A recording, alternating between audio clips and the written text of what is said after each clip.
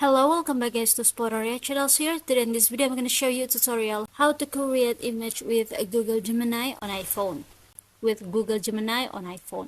But before it, I hope you guys click subscribe and the bell button to support this channel. And so now without any further ado, let's get started to the video. Well guys, first thing first that you have to do, of course here you just have to open your Google Gemini applications like this. And after, if you want to create image with this Gemini, just go ahead on this icon at the bottom, tap on it.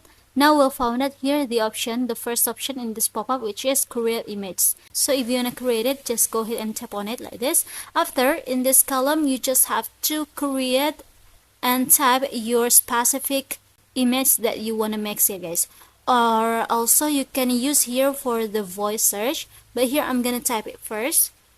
And as you can see here, the specific description for the image that I want to make from this Gemini, which is two twin girls in Disneyland using a purple dress. So if you want to search it and create it, tap on this arrow icon at the bottom.